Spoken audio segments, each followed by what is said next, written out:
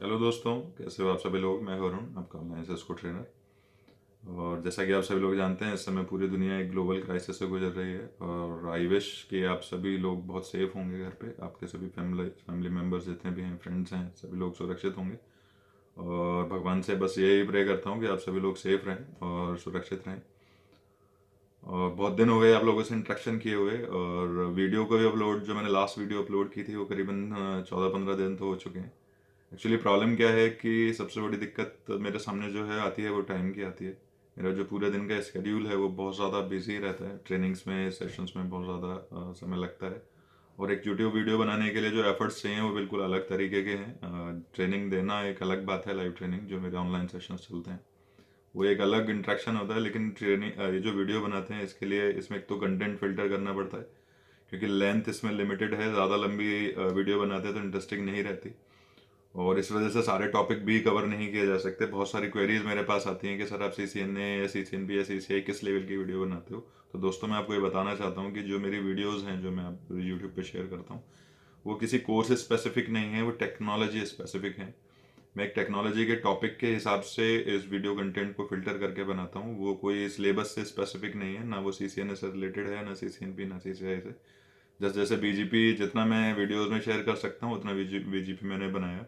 अब वो CCI में भी फिट होता है, CCNP में फिट होता है, CCNA में तो BGP है ही नहीं। तो इस तरीके से वीडियो पर काम करना पड़ता है।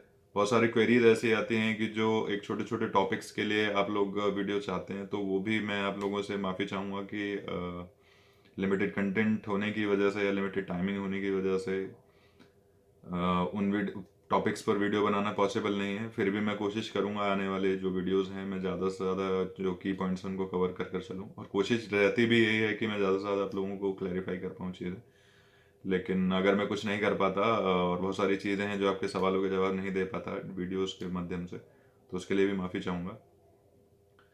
तो लेकिन अगर आप कुछ ज़्यादा जानना चाहते हैं, एक अच्छे तरीके से किसी टेक्नोलॉजी को समझना चाहते हैं, तो आप डिस्क्रिप्शन में मेरी वेबसाइट है, आप उस पर जा सकते हैं। मेरे ऑनलाइन सेशंस हैं, उनको ज्वाइन कर सकते हैं, ट्रेनिंग्स पर जा सकते हैं। तो वहाँ पर टाइम की कोई लिमिटेशन नहीं है। आप जितना चाहें पढ़ना चाहें पढ़ सकते हैं, जितना सीखना चाहें मुझसे सीख सकते हैं। जितना भी मेरे अनुभव से, मैंने जो सारे 20-22 साल के अनुभव से जो मैंने चीज़ें इकट्ठी करी हैं, वो मैं आप लोगों के साथ शेयर करूँगा वहाँ पर। और वीडियोस के लिए भी बात कहना चाहता हूँ कि पूरी कोशिश है ज़्यादा से ज़्यादा मैं क्वालिटी कंटेंट इसमें दूँ। ठीक है, तो अभी तक मैंने BGP सीरीज एंड कर दी है। मैक्सिमम BGP जो था, जो वीडियोस में मैं डाल सकता था, वो मैंने यहाँ बना दिया है। और आगे कुछ बातें आएंगी तो उसमें और वीडियोस में शामिल कर लेंगे टेक्नोलॉजी के हिसाब से। BGP जिसके साथ रिलेट करेगा। अब मैं आपके लिए बनाऊंगा जो सबसे ज़्यादा जो डिमांड है, सबसे ज़्यादा डिमांड मेरे पास इस समय आ रही है OSPF राउटिंग प्रोटोकॉल की, या ISIS राउटिंग प्रोटोकॉल की। क्योंकि एक्सटीरियर तो आप लोग जान चुके हैं, आप इंटीरियर को ही ले जानना चाहते हो। तो अब मैं जो सीरीज बनाऊंगा वो लिंक स्टेट राउटिंग प्रोटोकॉल्स की है। उसमें OSPF एंड ISIS प्रोटोकॉल होगी। डिस्टेंस वेक्टर पर अभी नहीं बना रहा हूँ क्योंकि इतना ज़्यादा पॉपुलर भी नहीं है और यूज़ भी नहीं है। तो अगर इंट्रोडक्शन की बात करूँ, इस वीडियो में मैं जो इंट्रोडक्शन आपको दे रहा हूँ वो OSPF का एक इंट्रोडक्शन है। पहले मैं OSPF पर समझाऊंगा आप लोगों को, उससे रिलेटेड टॉपिक्स होंगे, उसके प्रैक्टिकल्स होंगे, उसके बाद हम लोग ISIS को कवर करेंगे। बेसिकली अगर OSPF की बात की जाए तो इंटीरियर गेटवे प्रोटोकॉल, जैसे मैंने बताया, एक ऑटोनोमस सिस्टम के अंदर आप जो राउटिंग प्रोटोकॉल चलाते हो, इंटीरियर गेटवे होता है। और दो ऑटोनोमस सिस्टम के बीच में आप एक्सटीरियर, जैसे आप BGP कहते हैं। और ज़्यादा जानना है तो ऑटोनोमस सिस्टम के बारे में क्या है, तो मेरी BGP की फर्स्ट वीडियो देख सकते हैं, वहाँ मैंने बिल्कुल क्लियर किया हुआ है। तो वापस आते हैं इंटीरियर गेटवे पे।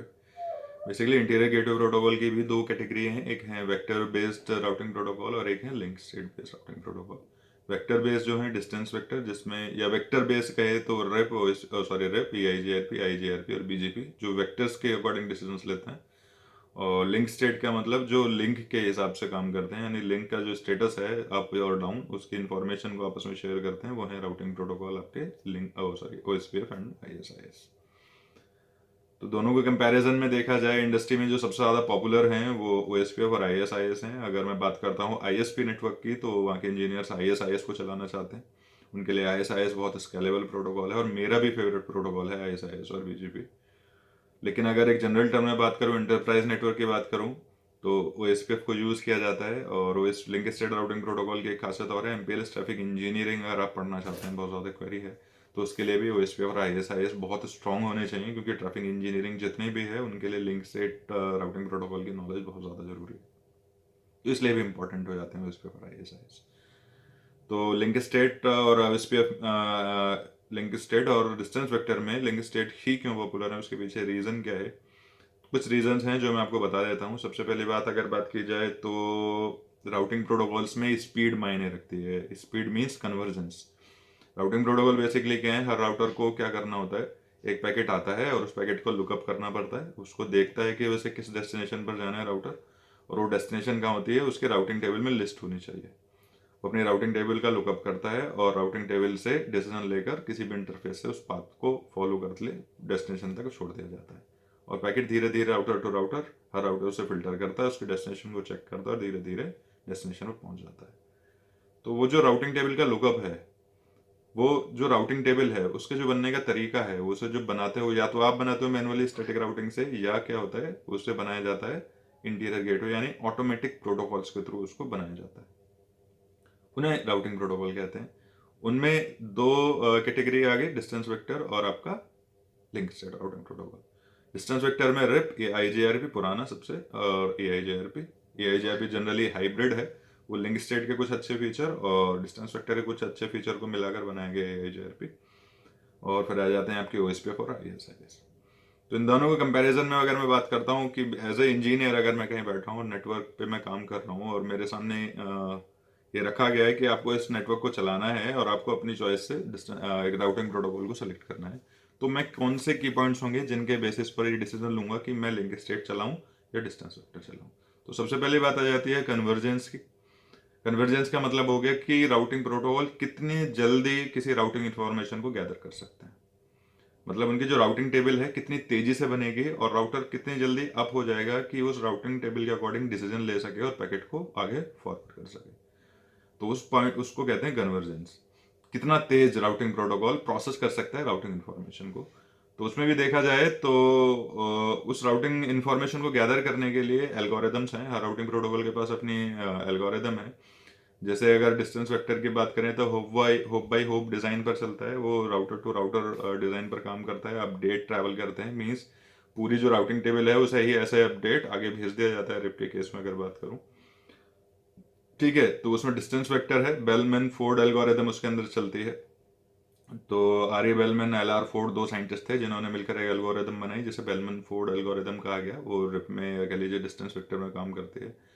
और लिंक स्टेट में जो काम करती है सर विलियम एट्सगर डाइक्स्ट्रा, एक टेक्नीशियन साइंटिस्ट थे। उन्होंने SPF एल्गोरिदम डिजाइन करी, शॉर्टेस्ट पाथ फर्स्ट। उसके हिसाब से लिंक स्टेट राउटिंग प्रोटोकॉल आपके OSPF और ISIS काम करते हैं। तो as compare to Bellman Ford और SPF एल्गोरिदम, इनमें जो फास्टर है वो आपके SPF एल्गोरिदम है। तो एल्गोरिदम क्या काम करेगी, तेजी से राउटिंग इन्फॉर्मेशन को गैदर करेगी, राउटिंग टेबल बहुत तेजी से बनाएगी, और आपके अपडेट का जो काम है, जो अपडेट करना दूसरे राउटर को, यानी कि पूरे जितने भी टोपोलॉजी में हर राउटर के पास वो इन्फॉर्मेशन तेजी से पहुंचेगी, उसका काम SPF करते हैं, शॉर्टेस्ट पाथ फर्स्ट पे काम करते हैं। एल्गोरिदम की जरूरत क्यों है ये भी मैं आपको बता देता हूँ। एक्चुअली जो डायनामिक राउटिंग प्रोटोकॉल्स हैं, रेपो, SPF, AIGRP, ISIS, ये डायनामिक इसीलिए हैं क्योंकि इनके पास एक सॉफ्टवेयर है। एक सॉफ्टवेयर क्या है, सॉफ्टवेयर के अंदर एक एल्गोरिदम क्या करती है, वो राउटिंग प्रोटोकॉल आपके iOS पर ऐसा कमांड देती है, वो एक पैकेट फॉरवर्डिंग चलाती है। जैसे राउटर का आप इंटरनल ट्रैफिक के लीजिए, यूजर जनरेटेड ट्रैफिक नहीं है, वो राउटर जनरेटेड ट्रैफिक है।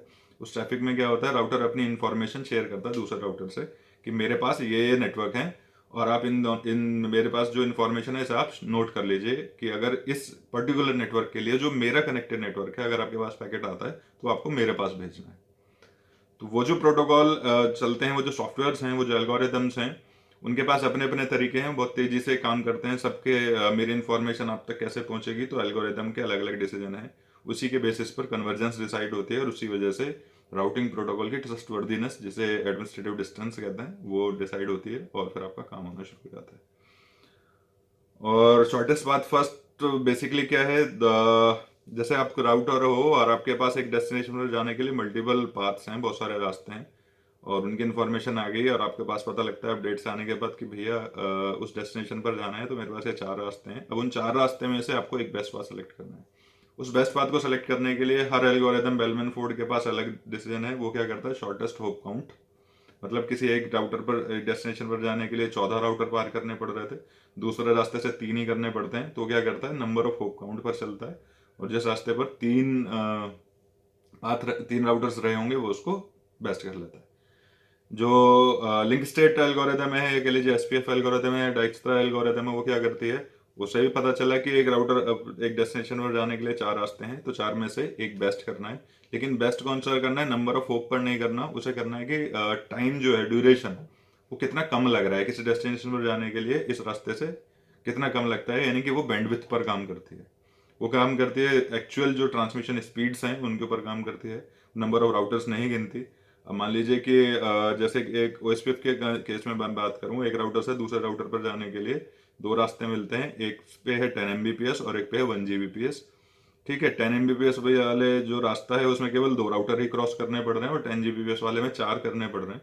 लेकिन फिर भी अगर ट्रैफिक जाएगा तो 4 वाले से अगर आप भेजोगे तो बैंडविड्थ के हिसाब से, बैंडविड्थ क्योंकि ज़्यादा है, तो 4 वाले से तेजी से चला जाएगा। 2 वाली 10 Mbps है, तो अगर कम्युलेटिव बैंडविड्थ देखते हैं तो 20 Mbps हो गई, और उधर देखता हूँ तो 40 GB आ रही है। तो सीधी सी बात है, नंबर ऑफ राउटर से कोई फर्क नहीं पड़ता, फर्क पड़ता है आपके जो फिजिकल आर्किटेक्चर है, अपने जो फिजिकल कनेक्शन लिए हुए हैं वो किस तरीके से हैं, क्या स्पीड है, क्या बैंडविड्थ है, उसके हिसाब से आप तेजी को डिसाइड कर सकते हो।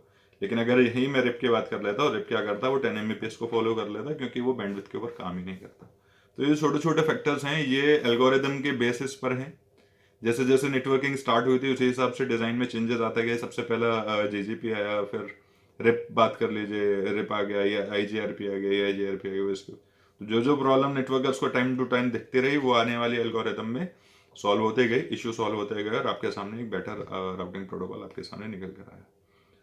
तो डिस्टेंस वेक्टर की तो मैं बात नहीं करूंगा यहाँ पर, बात हो गई ओएसपीएफ की। तो ओएसपीएफ के इंट्रोडक्शन में बात करूं तो ओएसपीएफ में क्या क्या फीचर हैं, खास फीचर की अगर मैं बात करूं तो मोटे मोटे जो मेन फीचर्स हैं, बाकी तो आगे जो एक्सप्लेनेशन होगी उनमें आपको क्लियर हो जाएगा। सबसे पहली बात है अनलिमिटेड होप काउंट्स है।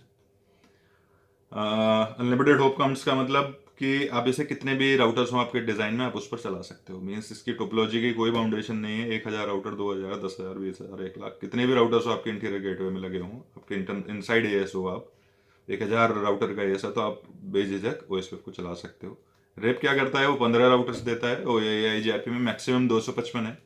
लेकिन कुछ टेक्निकल चेंजेस से आप एआईजीआरपी को बढ़ा सकते हो, तो रीडिस्ट्रीब्यूशन से आप चल सकते हो, लेकिन वो रिकमेंडेड नहीं है, क्योंकि एआईजीआरपी मैक्सिमम 255 राउटर पर ही काम कर सकता है, डिफॉल्ट 100 और मैक्सिमम 255।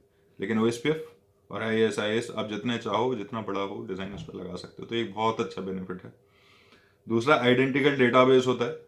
इसमें जो राउटर है उस पे पूरे डिज़ाइन का, मीन्स आप एक राउटर पे बैठकर उसके पूरे टोपोलॉजी की जानकारी ले सकते हो। रिप में ऐसा नहीं है, केवल राउटिंग टेबल ही मिलेंगे आपको, एआईजीआरपी में बेस्ट पाथ्स ही नजर आएंगे। लेकिन अगर आप ओएसपीएफ की बात करते हो तो ओएसपीएफ के जो डेटाबेसेस हैं वो इतने बड़े होते हैं। अगर आपके पास 200 राउटर हैं तो 200 राउटर्स की ओवरऑल इन्फॉर्मेशन सभी के पास होगी। आइडेंटिकल डेटाबेस बनाते हैं, मीन्स जैसा डेटाबेस एक राउटर का होगा ऐसे ही दूसरे का भी होगा, ऐसे तीसरे का भी होगा, ऐसे चौथे का भी होगा। ओवरऑल इंजीनियर के पर्सपेक्टिव से भी देखूं और स्केलेबिलिटी के हिसाब से देखूं तो इससे ज़्यादा स्केलेबल प्रोटोकॉल मेरी नज़रों में नहीं। आप जाएं और किसी भी राउटर से बैठ के, अगर आप अच्छे इंजीनियर हैं और आपने बहुत अच्छे से ओएसपीएफ को पढ़ा है, तो जैसे मैं भी अगर किसी डेटाबेस को देखकर ये बता सकता हूँ कौन कौन से नेटवर्क कहाँ से आते हैं और किस टाइप के हैं, किस कैटेगरी के हैं, किस एएस के हैं, नहीं हैं, किस तरीके से आए हैं, ओरिजिनेशन वगैरह सब चीज़ें। इतना डिटेल्ड डेटाबेस होता है इसके पास, जो डिस्टेंस वेक्टर में नहीं है। ठीक है, कन्वर्जेंस बहुत फास्ट है as compare to the RIP और आईजीआरपी। इसकी जो कन्वर्जेंस है, इसकी जो स्पीड है, इसका जो राउट लर्निंग प्रोसीजर है, वो भी बहुत फास्ट है। तीसरा ओपन स्टैंडर्ड है, किसी भी तरीके की कोई वेंडर रिस्ट्रिक्शन नहीं है, मीन्स आप किसी भी कंपनी के राउटर पे उस पर सर्विस को चला सकते हो। जिसको जूनिपर और भी रेडबैक वेडबैक जितने भी राउटर्स आते हैं आप उन पर चला सकते हो, कोई ऐसी दिक्कत नहीं है। उनके आईओएस में या उनके जो इनबिल्ट जो सॉफ्टवेयर हैं उनमें वो सर्विस होनी चाहिए, तो वो चलेगी आराम से, कोई ऐसी दिक्कत नहीं है।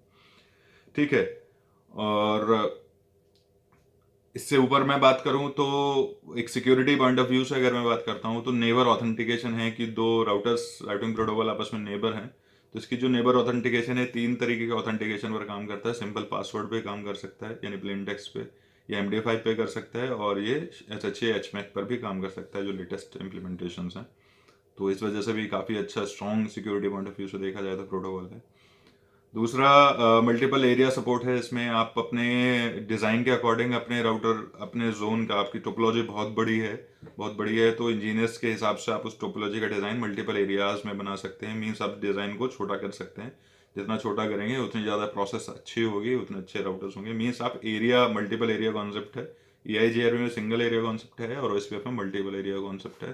कोई लिमिट नहीं है, लाखों करोड़ों एरिया बन सकते हैं 2⁻32।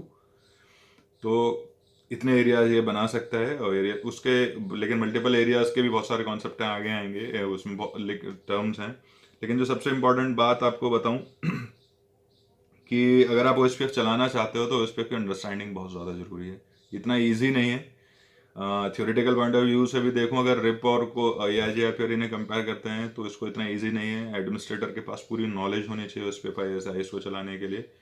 क्योंकि छोटी सी भी गलती, जैसे अगर आप डेटाबेस की बात करते हो, आपने ये अगर इस कॉस्ट की मैं बात करूं, आपने डेटाबेस बनाया है, आपने 200 राउटर लगाए हुए हैं, 200 राउटर पे आइडेंटिकल डेटाबेस चलाते हैं, सभी के पास एक जैसा सेम डेटाबेस होता है। बीच में एक ऐसा राउटर हो गया जो लैगिंग राउटर है, यानी उसकी कॉन्फ़िगरेशन छोटी है, कम मेमोरी है, उसमें डेटाबेस आ ही नहीं रहा, तो होगा क्या, कन्वर्जेंस खराब हो जाएगी। Means OSPF required knowledgeable engineer implementation. Means आप एक अच्छे इंजीनियर होने चाहिए OSPF लगाने के लिए। तो इसको पढ़ना बहुत ज़्यादा ज़रूरी है, डिटेल्ड में जाना ज़रूरी है अगर आप OSPF पे काम करना चाहते हैं। बहुत ही मज़ेदार है। वर्किंग इसकी बिल्कुल अलग है। इसमें पैकेट टाइप्स भी अलग हैं, पैकेट्स चलते हैं, हेलो चलता है, हेलो है, DPD है, LSR, LSU, LS एक्नॉलेजमेंट है। बहुत सारे लोग ये सोचते हैं, किताबों में लिखा है कि OSPF 2 ही पैकेट चलाता है। अगर CCNA की पुरानी बात करूँ तो हेलो और LSA नाम का कोई पैकेट नहीं है, वो पीस ऑफ इंफॉर्मेशन है। LSA क्या है, आने वाली वीडियोस में आपको पता लगेगा। फिलहाल देखा जाए तो ओवरऑल इस इंट्रोडक्टरी वीडियो में OSPF एक बहुत अच्छा, बहुत ही स्केलेबल, फास्ट और ऐसा प्रोटोकॉल है जिसकी कोई लिमिटेशन नहीं है। ठीक है, बहुत ज़्यादा पॉपुलर है। और इंटरव्यू के पॉइंट ऑफ व्यू से भी देखा जाए तो सबसे ज़्यादा पूछे जाने वाले जो क्वेश्चंस होते हैं वो BGP होता है या OSPF होता है। ठीक है, तो इस इंट्रोडक्शन वीडियो में इतना ही रखता हूँ। और आगे जो वीडियोस होंगी, प्रॉब्लम अभी फिर भी व्हाइट बोर्ड की चल रही है क्योंकि मैं भी अभी ऑफिस नहीं पहुँच पाया हूँ। तो उसी स्क्रीन से ही मैं आपको बात करने की कोशिश करूँगा, ज़्यादा से ज़्यादा समझाऊंगा। तो नेक्स्ट जो OSPF की वीडियो होगी उसमें शुरू करते हैं। OSPF किस फीचर्स के साथ अलग अलग टॉपिक्स में काफ़ी सारे वीडियोज़ आएंगे, तो आप उसे भी देखिएगा। और फिर वही बात, अगर और ज़्यादा डिटेल में जानना चाहते हैं तो आप आइए, मेरे साथ जुड़िए और मेरी जो लाइव क्लासरूम ट्रेनिंग सेशंस हैं उनको ज्वाइन कर सकते हैं। मेरे इंस्टीट्यूट में भी अगर आप पढ़ सकते हैं, तो बहुत सारी चीज़ें हैं, पूरी दुनिया से स्टूडेंट्स कनेक्ट रहते हैं मेरे से लाइव सेशंस के थ्रू। तो आप जब जुड़ना चाहें वहाँ भी जुड़ सकते हैं। और वीडियोस तो आ ही रही हैं, आने वाले टाइम में आती रहेंगी वीडियो बंद नहीं होंगी, तो उससे आप बेफिक्र रहिए। तो मिलेंगे अपने OSPF के अच्छे एक इम्पॉर्टेंट वीडियो में। तब तक के लिए धन्यवाद। Thank you so much.